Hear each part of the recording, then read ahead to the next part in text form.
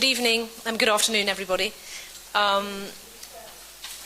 We're very happy to be here, and we're very much enjoying ourselves in Mumbai.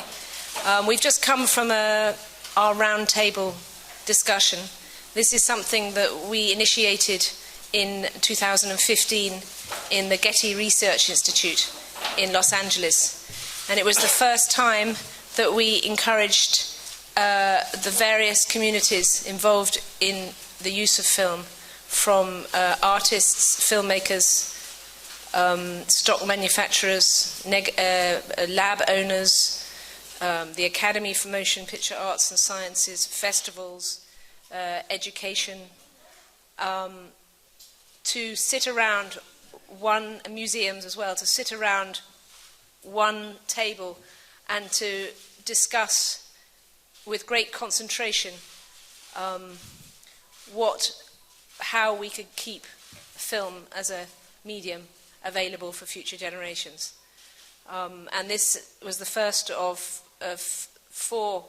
This is the first of four. The second one was in London. The third one happened in Mexico City without Chris. And then now we're in Mumbai, Reframing the Future of Film 4. Yeah, Chris, you want to just add? You want to, what do we want to tell about why are we here and why are we here? I'll just give the background. Yeah, we had a very productive meeting this morning with a lot of different members of the Indian filmmaking community, and what Tacita and I have been trying to do with these meetings, where we bring together all the different facets of film production and exhibition, is to really make the case for the place that celluloid film will have in the future in a post-digital world, and looking at the importance of film and celluloid film as a distinct medium, not as a technology that has been replaced by digital imaging, but as a creative medium that Tacita as an artist and myself as a narrative filmmaker that we depend upon. And we've had very productive coming together, in different filmmaking communities around the world, as Tacita said, starting with Hollywood and then going to Britain, and now coming here to the largest film industry in the world. And really trying to engage filmmakers in this discussion about how we can maintain and improve and continue to enjoy a celluloid, photochemical, analog infrastructure for filmmaking. And the significance really of doing this with the Film Heritage Foundation is that this also has a very, very important part to play in preserving for future generations the history of film, and obviously in this case the history of Indian film, for future generations to be able to experience the way that those filmmakers who made those films originally intended, by promoting film print screenings, by being able to properly preserve and protect the works of the past and make them available to the audiences of tomorrow. Yeah, thank you, Chris, and thank you, Tacita, for being with us for this wonderful session we had. For the media, if you're interested, it was a very great mix. I think for the very first time, we had such wonderful people from different aspects of creativity coming together, whether you had the director Sabyasachi Mukherjee or Tasneem Mehta from the museums, or you had Shah Rukh Khan and Mr. Bachchan, or you had the exhibitors from Inox, PVR, even from SP Films from the South, or some of the big DOPs, Santosh Sivan, Sudeep Chatterjee, Jaya Bachchan, Anupama Chopra, Siddharth Roy Kapoor. And I think what is very important as a film preservationist and also as a filmmaker, because I've shot everything on celluloid in whatever I've shot with, is that we are fighting a battle to save celluloid films in India, where people are disbanding those films. People are not realizing the importance of celluloid. And when you have two such great advocates who are talking about coexistence with digital format, coexistence in projection, coexistence in every aspect as a medium of film, it just strengthens our advocacy for celluloid as a preservation tool. I mean, we shouldn't forget in India, till 2014, we were still shooting on film. I mean, when I shot Celluloid Man, I was so interested that it should be shot with different cameras. So I actually shot on every possible camera which existed, whether it was Super 8, 16, even a 70 Panavision, every possible. And it was because I wanted to experiment, because I knew that I'm dealing with a history of films. And with the history of films, what is fascinating for me is the transition of different periods which we have gone with, formats and the change we have seen in terms of celluloid. And I wanted to have all that in one film because I didn't know when will I get a chance to shoot different formats and different films. And I think that challenge to preserve different formats, the different forms of celluloid, I think that's something which is a challenge even now for us, because people are sort of digitally transferring films in a sort of format in India, especially for India, where everything is called HD, and we are disrespecting the aspect ratios. So for me, this dialogue was of utmost importance in projecting film, in shooting in film, and more importantly, for preservation. We have been reading reports everywhere of how many films are being lost or thrown, or I visit godowns and, you know, you're just seeing a sad way celluloid has been neglected and people have just moved on. So I hope their advocacy will help us to preserve this long history. I mean, till 2014 we were shooting in celluloid. Do you want to throw that away? So let's preserve that. Yeah. So that's what we were talking about. Yeah. Anything?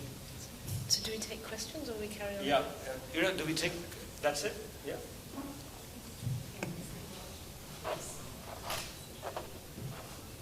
Yeah. Sorry, what were the conversations? Okay. Do you want to just... Continue. Yeah, just a few conversations. Okay, the first in the round table was divided into sort of three sections, and the first was about capture or filming. I should say that also amongst us was Jeff Clark, the CEO of Kodak, who in our Getty event came out and said that actually Kodak is absolutely committed to film. And this, and again in the public event that evening, and this was a moment where, you know, there had been a lot of speculation that film was over, and actually to this day I keep being asked, does Kodak still make film? And they do, very much so. And so that alone is to try and stop the understanding that, or the misunderstanding that the film is not available anymore. It is available, it's very much available. And I think the whole point of this, and I'm an artist, so my context is within galleries and museums, and what's very important to me, and which is as something that's, having spoken to Chris a bit about this, is that a lot of filmmakers are not allowed to choose, actually don't have the right to, or the authority to choose the medium with which they want to make their work. And in art, of course, in my world, mediums, and I pluralize it deliberately to give it power, are what artists use. We all know that artists use, paint, they can use print, they can use photography, film, sculpture. That makes sense to everybody in this room. And for within cinema to be told you can only use digital was a very foolhardy thing. So this was the beginning of our discussion, was about how to encourage people to shoot on film again, and saying that it's available was the first thing. And also in a way to counteract the negativity about film, the pessimism. And so that was, and then we moved on to exhibition. That it's very important that clearly cinema is in India and in much of the world in a mass way is become digital cinema. But that doesn't mean that film's not available in film, some theatres and and archives and in museums, and also for special occasions like Dunkirk. And then the final thing was preservation. So we split it into these three areas. There is a question for Ms. Tacita. Are you concerned that the streaming platforms such as Netflix and Amazon have altered the current cinematic discourse? Well, funnily enough, I don't think I should be the one answering that question, because I show in museums and galleries, and my desire is for the works that are made as artworks are not in any way digitized, because for me a digitization of a film made by an artist in an art museum is a facsimile and not the original. And we've talked about this a lot, but in the art world, the word, we use the word medium, we use the word medium specificity, which means that if you go and see a painting, it is a painting. It's not a digital copy of the painting. And the museum is the place that protects the original object. And we have to apply those rules within museology. We have to also apply them to within cinema. But I'm not the person to answer about streaming. Of course, it's more for Chris, I think. No, but there's a part to the question. Oh, sorry. Probably the one that points to discover, which is the debate is moving from mediums to exhibition platforms, from film versus digital versus theatrical. Say that. Well, for a start, we're going to stop talking about film versus digital. This whole reframing the future of film is to start bringing in film plus digital. We're living in a landscape where we can have both.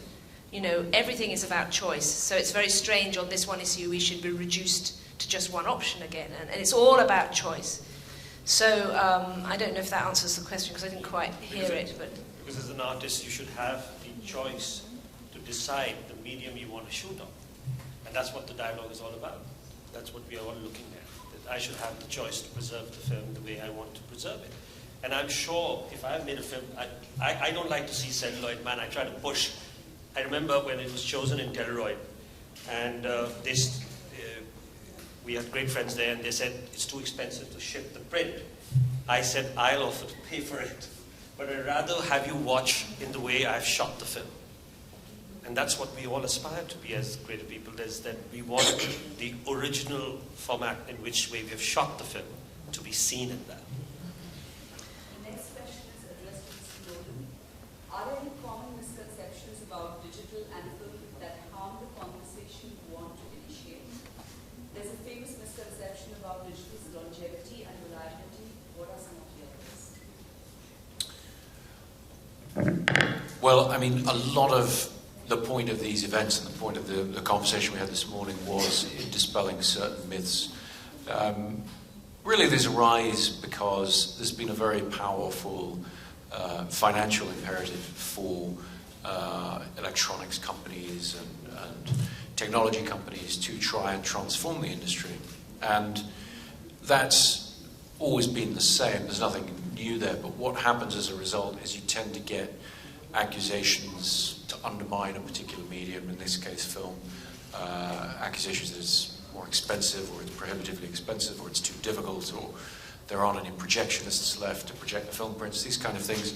And we've spent the last few years just patiently explaining that film is here to stay, and it's a wonderful medium that we can all enjoy. And we've continued to work in the same way we've been working for many years. And as Tacita said, it's really not about film versus digital. It's about preserving this medium for future generations of filmmaking to be able to use it. And so I don't want to repeat any of the misconceptions because they get propagated. But ultimately, what's been really exciting about the meeting today, a meeting with leading members of the Indian film community, is there's a spirit of optimism. There's a spirit of film having a wonderful future and great potential. And there's a lot of excitement around it, a lot of excitement from filmmakers and exhibitors and everybody else in terms of continuing to give audiences a reason to leave their homes and come together in a movie theatre to experience a story. Thank you so much. I just want to add that just after the meeting, two DOPs have confirmed, and they have said that they're very sure they're going to go. Sudeep Chatterjee, who shot Padmavat and who shot all Bansali's films. And you also had Santosh Sivan, who's going to be shooting his next film, on celluloid. So I think the meeting translated into, even someone like Shah Rukh, who was there, he had his own great opinion. He's messaged me, and he's sort of so excited about the fact that this medium is something which he thinks should be there for all of us. And we are all very excited about it. And actually, I just want to say something more about the poetics of the medium. I felt very strongly this morning, it was quite an emotional meeting, because there was actually around that table a profound understanding of the qualities and the nature of film, which almost every person felt. And, you know, film is a different medium. I could not make my work with digital, and I work with all the, what I call the disciplines of film. So, you know, and for me, it's about the poetics of the medium. I'm into chemistry and into the light and into the magic and the blindness and all such of this wonderful medium. And it was a very, very strong sense today, I thought, that everyone kind of understood the sort of fundamental differences of this medium from a digital medium. So it's not like we are in any way trying to go back. We're actually trying to go into the future. And my personal aim is that I want it to become normal to shoot film. I want it to be normal. I don't want to be, we both don't want to be doing this in 15 years' time. We want it to be normal. We don't want to have to, the artists and filmmakers don't want to have this resistance anymore, because it's just there and it's fine. Let it just be normal. In this discussion that you had at the round table, and there was probably every representative from every field, like scholars and filmmakers and viewers, how does the viewer fit into the work?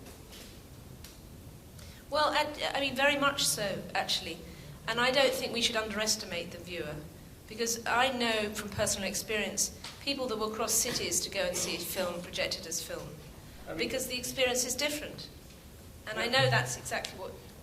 You wonder about the Dunkirk screening. I was just giving that example. 70 mm Dunkirk screening in IMAX Madala and 35 mm Interstellar at Liberty. It took 10 minutes, just 10 minutes, for the tickets to be sold, because it was just about 70 mm. People want to experience, to see a film the way the creator had created it originally. And I think that's the respect which we must have, and we must feel for it. So here you are. If Chris wants to add to that. It's also a good film. Give it a break.